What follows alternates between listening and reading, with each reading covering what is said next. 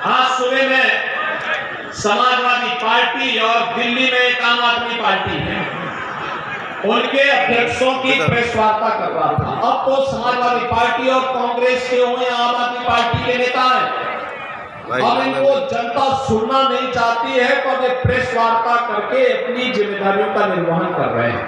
क्या कह रहे हैं?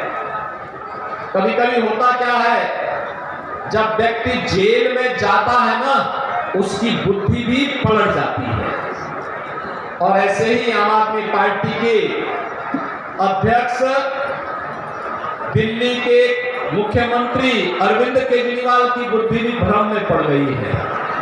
वो जेल क्या गए कि जेल में जाकर के उनको ये लगता है कि अब जेल के बाहर कभी नहीं आना है, तो अब उनको मुख्यमंत्री पद का इतना लालच हो गया है कि वह अपनी बात को मेरे साथ जोड़ने का प्रयास कर रहे हैं। ये जेल जाने का एक रिएक्शन है। लेकिन मैं एक बात कहना चाहता हूं केजरीवाल जी, कि जेल जाने का आपका अनुभव दिल्ली वासियों के लिए तो बड़ा सुखद है, क्योंकि आपने हाथ में झाड़ू तो लिया, लेकिन आपने अन्ना हजारे जी के सपने को पानी फेरने का काम जरूर कर दिया। अन्ना हजारे जी ने जिस कांग्रेस के भ्रष्टाचार के खिलाफ आंदोलन किया था, जिस अराजकता और जिस अविश्वास के खिलाफ आंदोलन किया था, उसी कांग्रेस को आपने गले का हार बना करके आज जो पाप कर रहे हैं, अन्ना हजारे कभी आपको माफ नहीं कर सकते, कभी नहीं माफ कर सकते हैं। और दूसरा कार्य, आप सत्ता में पहुंचे, भ्रष्टाचारियों को अपने इर्द गिर्द जमावड़ा कर दिए। अन्ना हजारे की आत्मा दुखित होती होगी कि मेरे आंदोलन की ऊपर किस प्रकार की नकारात्मक राजनीति करते हैं।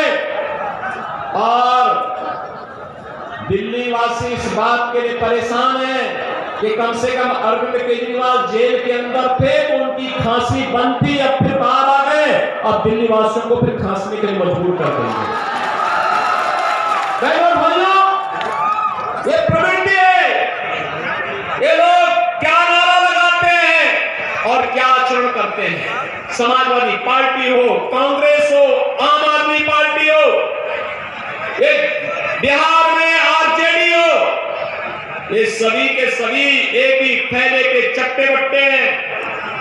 ये लोग जब सत्ता में आते हैं तो आम आदमी का खून चूसते हैं, व्यापारियों का पीड़न करते हैं, नौजवानों के भविष्य के साथ खिलवाड़ करते हैं, बेटी और व्यापारी के लिए खतरा पैदा करते हैं।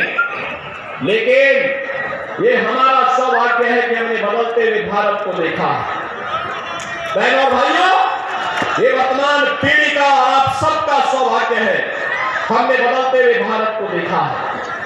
एक ऐसा भारत जो दुनिया के अंदर अपनी धमक मचा रहा है, एक ऐसा भारत जो सुरक्षित है, एक ऐसा भारत जो विकास के जितने प्रतिमान स्थापित कर रहा है, एक ऐसा भारत जिस भारत में गरीबों के कल्याण के लिए अनेक योजनाएं हैं। 80 करोड़ गरीब राशन की सुविधा का लाभ प्राप्त कर रहा है। 60 करोड़ गरीबों को 5 लाख रुपए की स्वास्थ्य बीमा उपलब्ध हो रही है। 50 करोड़ गरीबों के जनधन अकाउंट खुल गए हैं। 12 करोड़ किसानों को किसान सम्मान निधि लाभ मिल रही है।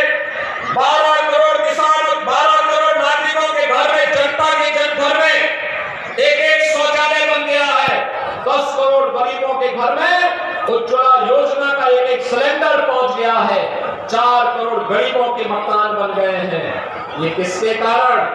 ये परिवर्तन और ये जो लाभ मिलता है, यह है मोदी की गारंटी, मोदी जी के कारण। ये जो परिवर्तन है, ये मोदी जी के कारण। ये जो विकास है, ये मोदी जी के कारण। ये जो भारत का दर्शन, हम नए भारत का दर्शन कर रहे हैं, यह भी मोदी जी के कारण। और इसलिए बहनों भाइयों, मोदी जी ने कहा है 70 साल से ऊपर का जो भी बुजुर्ग होगा उसको हर वर्ष 5 लाख रुपए की स्वास्थ्य बीमा की सुविधा उपलब्ध करवाएंगे। घोषणा कार्य शुरू। प्रधानमंत्री हर घर सोलर योजना के माध्यम से, मुफ्त सोलर योजना के माध्यम से फ्री में बिजली हर घर को उपलब्ध करवाने का काम करेंगे। मोदी जी ने कहा है जितने भी गरीब वंचित हैं अभी तक, उन सब के पास, जिनके पास मकान नहीं है, उनको एक एक मकान भी दे देंगे। अभी से कार्य प्रारंभ होगा। तो बहनों और भाइयों, यह लोग तो ठीक हो ही रहा है। और सबसे बड़ी बात क्या, हमारे बुंदेलखंड वासियों के लिए तो क्या है, राम के नाम का स्मरण। जब अयोध्या से भगवान राम अपने घर से वन के लिए चले, वो चाहते तो परमपिता परमेश्वर थे, कहीं भी जा सकते थे। उन्होंने बुंदेलखंड की धरती को चुना, चित्रकूट की धरती को चुना। तो हमारे बुंदेलखंड वासियों के लिए तो इससे ज्यादा आनंद का विषय क्या कि 500 वर्षों के बाद रामलला फिर से विराजमान हो गए अयोध्या में। आ गए ना। कई काम सपा और बसपा के लोग कर पाते क्या? अरे निषाद राज जिसके लिए तरसते रहे, पूरा हिंदुस्तान जिसके लिए तरसता रहा, और राम फिर से अयोध्या में विराजमान हो गए हैं। हो गए ना। आप मुझे बताओ, मोदी जी प्रधानमंत्री नहीं होते तो क्या ये काम हो पाता? क्या ये कांग्रेस और सपा के लोग कर पाते क्या? बहनों और भाइयों, ये तो राम के अस्तित्व पर ही संकट खड़ा कर रहे थे। और हम सबको गौरव होना चाहिए, हम सबको गौरव होना चाहिए। हम अपनी वर्तमान और भावी पीढ़ी को बता पाएंगे कि देखो, रामलला का मंदिर हमारे कारण बना है। आप बोलो इस बात को लेकर के। जिसने भी कमल चुनाव चिन्ह पर वोट दिया है, जिसने भी कमल चुनाव चिन्ह पर वोट देकर के भाजपा को जिताने में योगदान दिया है, वह हर परिवार अयोध्या में राम मंदिर का श्रेय ले सकता है, कह सकता है ये मैंने भी किया है। तो यह लोग तो सुधरा ही सुधरा, ये पुण्य तो आपके साथ जुड़ा ही है। और जब पूर्वजों के पास जाने का वक्त आएगा तो परलोक में जाकर के अपने पूर्वजों को ही बता पाएंगे, देखिए आपके संकल्प की पूर्ति हमारा एक वोट करके आया है, हमने रामलला को विराजमान करा दिया है। प्रभु की भी कृपा होगी और पूर्वजों का भी आशीर्वाद प्राप्त होगा। बहनों और भाइयों, ये वोट पापाचारियों के लिए नहीं है, अत्याचारियों के लिए नहीं है, दुराचारियों के लिए भी नहीं है, भ्रष्टाचारियों के लिए भी नहीं है, देश की सुरक्षा में सेंध लगाने वालों के लिए भी नहीं है, और रामद्रोहियों के लिए भी नहीं है। आपका एक वोट भारत को आतंकवाद से मुक्त किया है, नक्सलवाद से मुक्त किया है, माफिया राज और डकैतों से मुक्त किया है। और फिर मैं आपका आह्वान करूंगा, आपका एक वोट आपका, देश आपका, और फैसला भी आपका।